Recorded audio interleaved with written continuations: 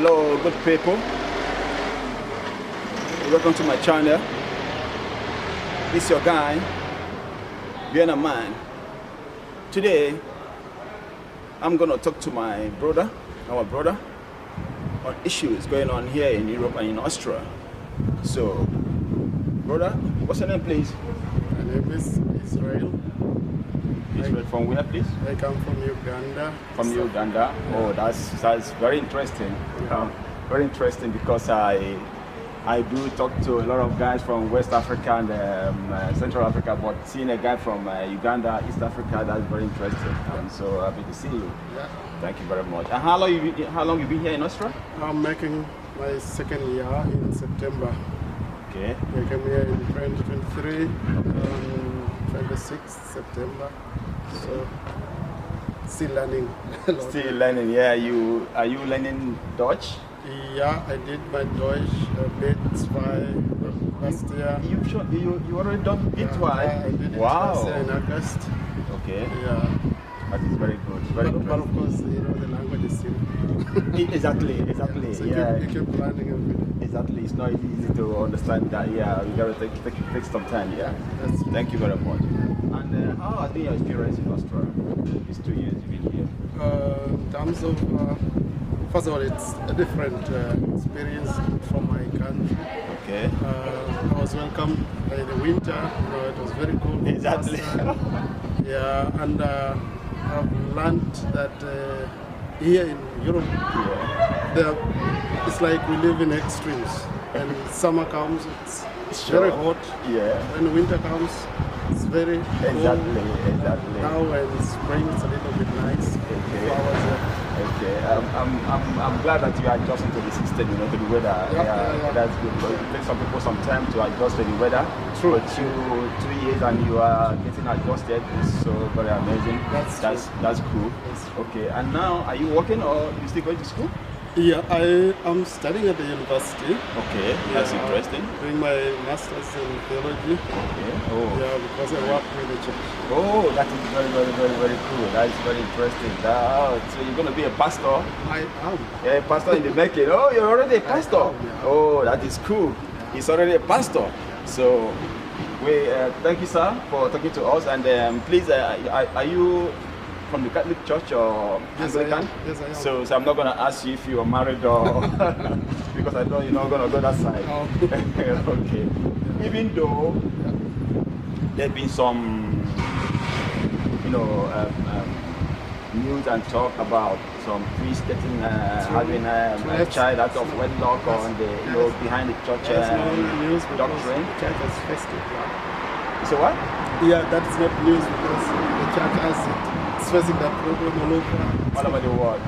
Yeah. So it's kind of I know it's the church doctrine that every priest don't have to get married.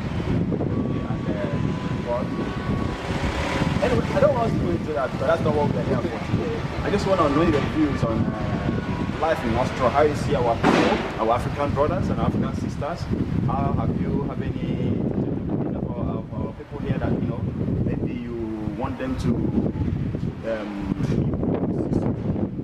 behavior that you don't appreciate or you would like to give a comment on? Yeah, I have met a number of Africans and sisters here in Vienna. Okay. First of all, on the streets, when I meet a male, somehow we like kind of try to associate, connect very fast. My sisters a little bit different. Okay. Even when you try to shake your head, I don't know why, but maybe they have their own reasons.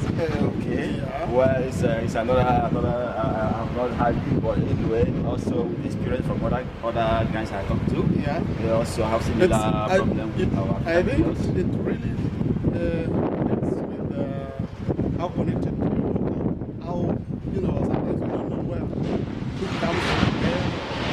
So we just meet in the street and Say hello.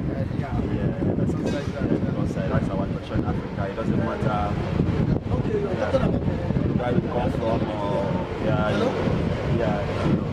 So it's no problem, man. Okay. that's good. And then, have you have any experience with the Austrian government as the people of Austria? How do you relate to them and how do you see them? Well, at the moment, we have not had any bad experience. Nothing, because I have done everything in line with what the government does. Actually, the church has done everything for you. Me, yeah. Okay. So the process is, because I did it from my diocese back home and in collaboration with the archdiocese here. That is very So interesting. I haven't had any Very challenge. good. Very good. And people back home from Uganda, do they expect much from you, or have you don't have no expectation from you? You don't. I mean that's very normal for everyone at home who has not been in Europe. Okay. Like the people back home think life here is easy, and some can even ask you, please get for me a man, get for me a friend, you know, Really? like that. Okay. Send for me euro, something like that. Yes. Yes. And when I consider myself the life I live, you know, first of all, I'm in a church, I don't see it. Sure. And so I just tell them that people here work.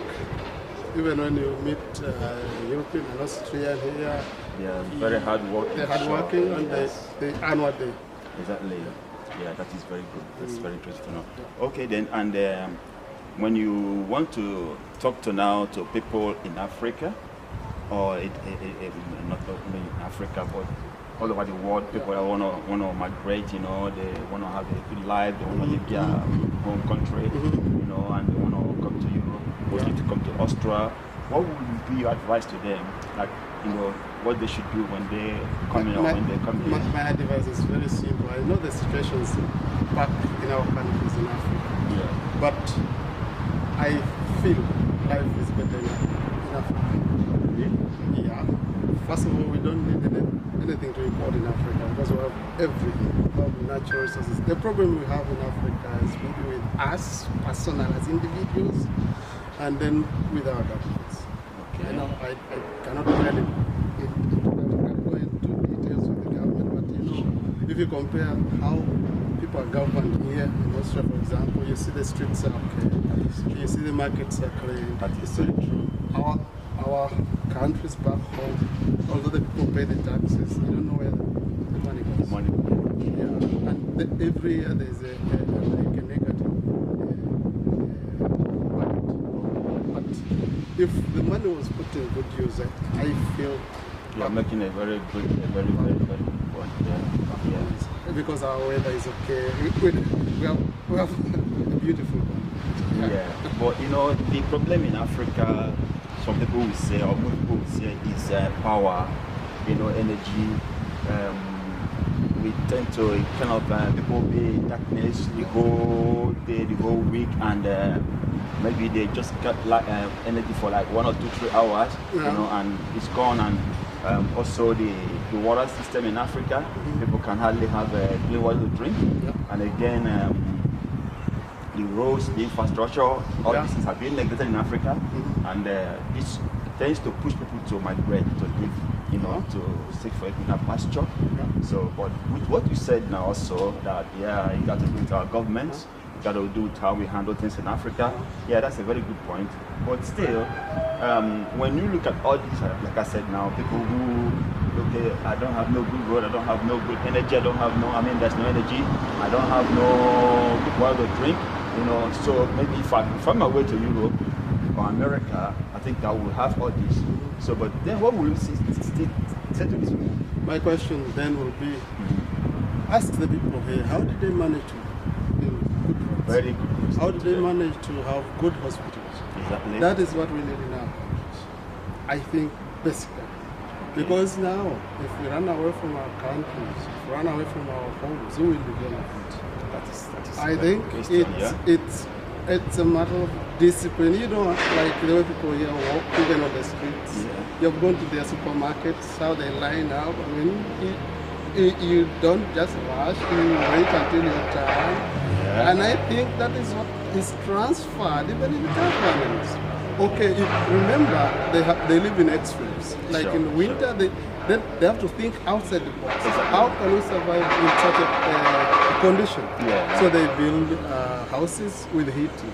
heaters. Yeah. In summer, they need something to cool them. You know, all this requires discipline in the use of resources, the money, So especially public funds. So that means you mean the manager? I feel so. They try to manage because you know how they live. You know how the weather is. You know, it's not like for us. You can survive without a shirt throughout the year. Here in winter, you need something warm. Okay. And then they think outside the box. Now, how do we get power? Okay. How do we get water? Yeah. How do we get that comes because they know we need it.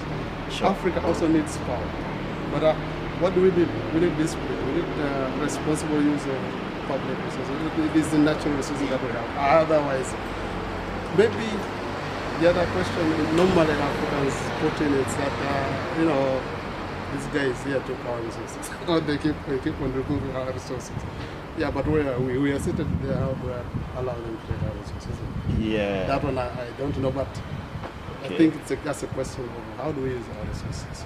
Okay. If at all we have the power, or it is beyond us. That one I cannot explain. Okay, but I think we have the potential. Yeah, potential to be good. You know? Yeah, that's fine. And then, what would be your advice to our brothers here who will like to get married to a white woman? Will you advise that, or will you still advise them to go back to Africa and get married in Africa? I think as a father, everyone is free to marry whoever he or she wants to marry. Okay. That one it can't close because you can marry a black or a white or an Indian. I have no problem. But the divorce rate here in Europe is so high, and so people, kind of, look at European life, because most people I also talk to, they said, oh man, Vienna man, when I'm married to a white woman, I'm sure we're not going to be together tomorrow. So, and it's better I go back to Africa. And my question is this, because there are a lot of guys, they stay here and they go back to Africa and get married and leave their wife there and come back to Europe and continue their work here. And then later on, they start having problems with their spouse in Africa because, of some, you know what I mean? So, in this way, people tend to look at it both ways. But for you, as a clergyman who will also officiate in future people's wedding, what would you just say? That's quite a tricky question for me because there are different values in different places. Exactly. Here, when you talk about marriage, it's different. It's in a different context. Sure. For example, in Africa, it's also in a different context. Sure. So when we are discussing such, maybe we have to consider where are we, and then what values are put in such an institution. Then we shall discuss such issues. From there. Yeah. Okay. Yeah. Okay. Thank you very much. Yeah. And are you? Hopefully, when you get through with your studies, you're gonna stay here back in Vienna too. I have a contract of only 6 years. This is my second year, and then after that, I'll be going back to Uganda. Okay. But if I can come back for a holiday or something like that. When it's possible. That is good, And my last question to you is this: I noticed in America, in Canada, here in Europe, there are a lot of black pastors coming from Africa to Europe. Is it because of the decline in the it's quite obvious. The statistics from the church show that the number of clerics or priests is going down here. Look at generally the Christians dwindling in numbers. But in Africa, Asia, and Latin America, it is the opposite. Church is growing the other side. Exactly. Although the church is young the other side and older here, but the numbers of the people who work with the church is somehow different. Yeah, that's a very good view I can see from you. Thank you very much. Your name again, please? Israel. Israel. Thank you, Pastor Israel. Thank you very much. My pleasure. Thank you. Thank you very much. So my people, that has been Pastor Israel, and we thank him for today. So thank you, Pastor. Please. So one love, gentlemen. Make sure you keep tuning on to Vienna Man's channel. There you get all the views from Africans here in Europe. They're going to tell you what their experiences are and all that they live day by day here in Europe. So I thank you.